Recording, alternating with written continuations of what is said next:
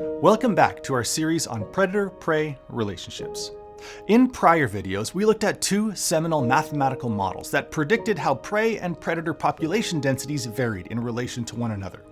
One was the Lotka-Volterra model, and the other was the Nicholson-Bailey model. These models were great, but they had some limitations.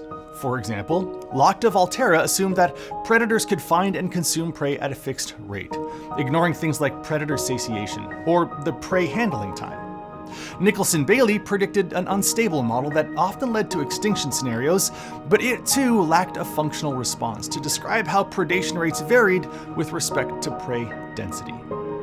In this video, we're going to look at the next major iterations of predator-prey modeling, the first of which was brought to us in the 1950s by a Canadian named Buzz Holling.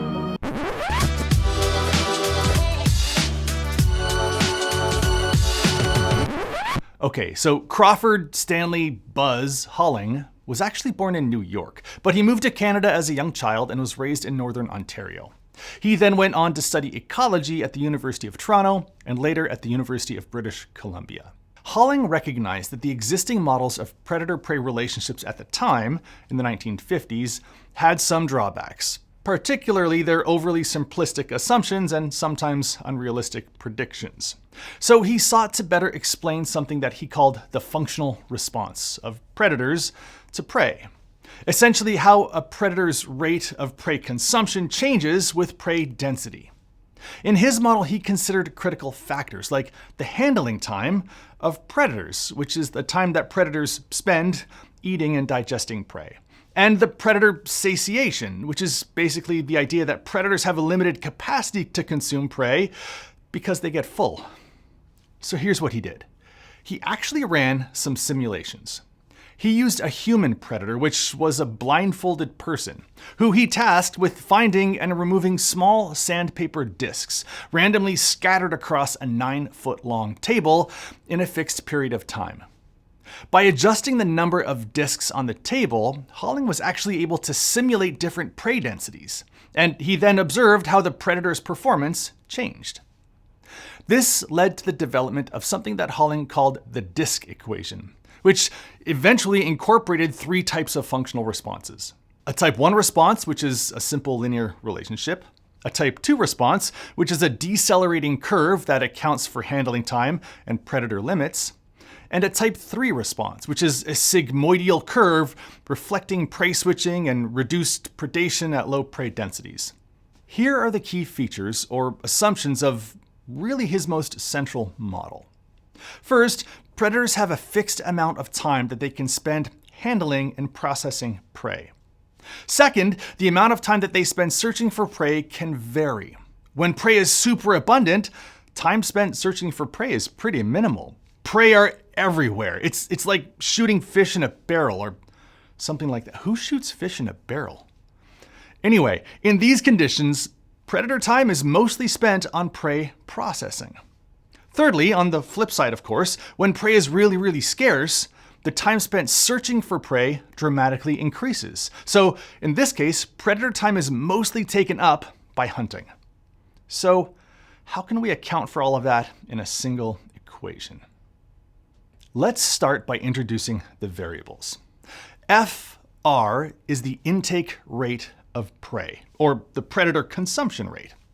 R is the number of prey items or prey individuals that were present at time 0, which is essentially like the starting conditions. A is the searching efficiency or attack rate of the predator. This is indicative of how effective the predator is at finding prey. H is the amount of time that predators spend handling prey. The equation itself looks like this. F of R equals A times R, divided by 1 plus A times H times R. So the general idea here is that the numerator represents how many prey the predator encounters and attempts to capture. The denominator imposes a constraint of handling time, or H. Because there's that extra term in the denominator will always be bigger than the numerator. The longer it takes to process prey, the smaller the overall consumption rate. The catch here is that when prey is really, really scarce, R is really, really small. So the 1 plus term ensures that the model handles low prey densities realistically, when handling time has less of an impact on predation rates. You can imagine that if prey was scarce and handling time was represented by a value of less than 1, then you could actually land in a scenario where you calculate faster prey capture rates at low density. So the 1 plus term helps to account for this. When graphed out, it looks something like this. Initially, the consumption rate looks more or less linear at low prey densities. But then the consumption rate plateaus when you get to high densities because it's constrained by the amount of time that predators need to spend handling prey. So I told you there were 3 types of Holling's disk equations. This one that we just went through actually became known as a type 2 functional response. And this is mostly what we see with things like invertebrate predators or other predators in other taxonomic groups that are really good at hunting. If that's the type 2 relationship, what about type 1 and maybe type 3? All right, type 1, the quick and dirty. A type 1 relationship is like a type 2 relationship, with the exception that the proportion of prey captured remains constant across a range of prey densities. This would be applicable in scenarios where predators take a fixed fraction of available prey, regardless of prey abundance, until a threshold is reached, after which the consumption levels off as predators reach their physical capacity to capture prey. This type 1 model is most commonly observed in filter feeders across a wide range of taxonomic groups, from web-building spiders to filter-feeding whales. The equation is actually really simple. It's just f of r equals a times r, where f of r is the number of prey consumed, a is the filter feeding efficiency of the predators, and r is the initial prey density. Last but not least, what about that type 3 functional response? Well, a type 3 functional response exhibits a sigmoidal or S-shaped curve. At low prey densities, consumption rates increase slowly due to challenges in detecting scarce prey. As prey densities rise, consumption accelerates rapidly, driven by factors like predator learning or improved search efficiency.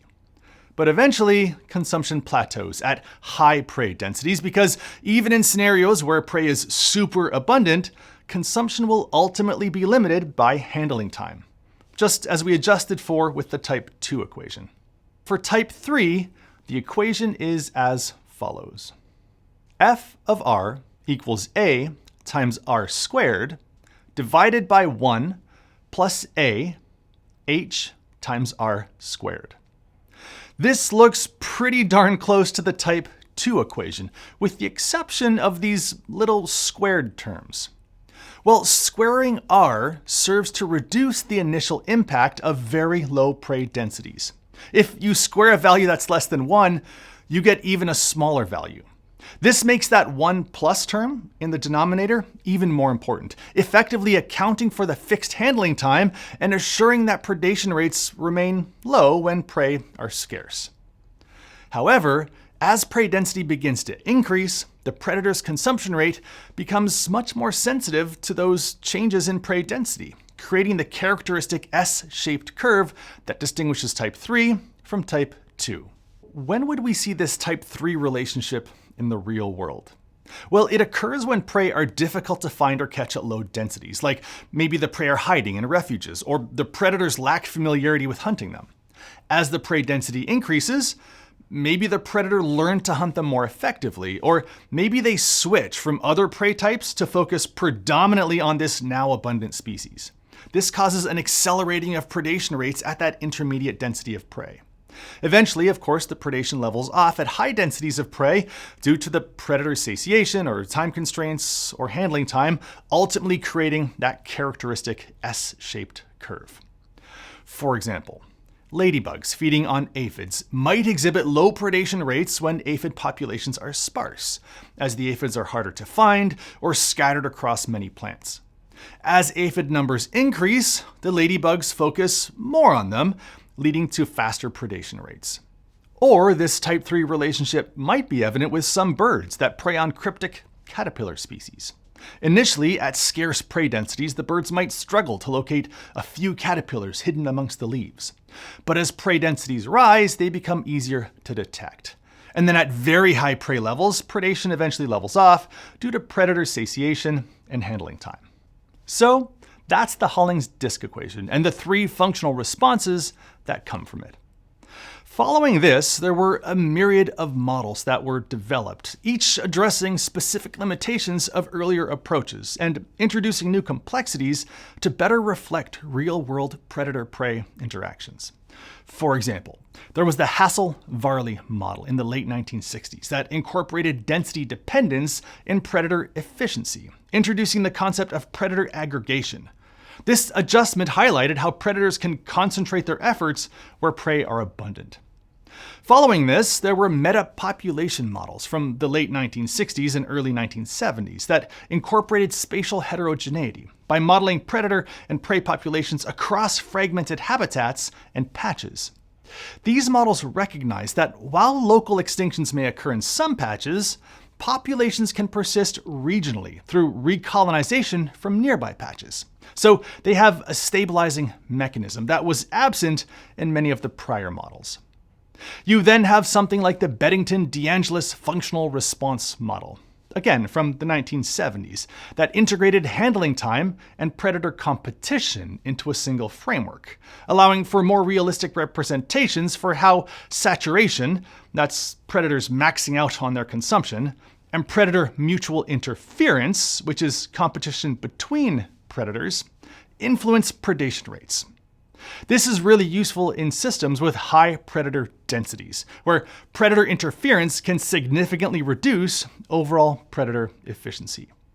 There's also ratio-dependent models from the 1980s that shift the focus from prey densities alone to the ratio of prey to predators. You then have spatially explicit models, which incorporate continuous spatial dynamics and discrete patch-based frameworks, accounting for predator and prey movement across landscapes, and predator aggregation and prey dispersal. These models are particularly useful for studying migratory species and patchy environments, as they capture how spatial processes like movement, local extinctions, and recolonization can either stabilize or destabilize predator-prey dynamics, depending on the specific system. Another advancement came with dynamic energy budget models developed in the 1980s and 1990s. These models explore the energetic constraints of predators and prey, linking energy intake to growth, reproduction, and survival. These are especially important in nutrient-limited systems, or when studying apex predators, where energy flow through food webs has cascading effects. You've also got multi-species food web models that expand the scope of predator-prey modeling to include interactions across multiple species and across multiple trophic levels. These models try to account for the complexity of real ecosystems by exploring indirect interactions, such as trophic cascades and energy flow through ecosystems. Ultimately, when it comes to predator-prey interactions in ecology, you just can't get away from mathematical models. And while for some of us, the math gets overwhelming pretty quickly, the secret to understanding them is just to unpack them one variable at a time, bit by bit. Start by trying to understand what the purpose of the model is, and then focus on what each component of the equation is seeking to accomplish. With that approach, even the most complex models can begin to make sense. Well, that's enough for today. Thanks for tuning in. I'll see you next time.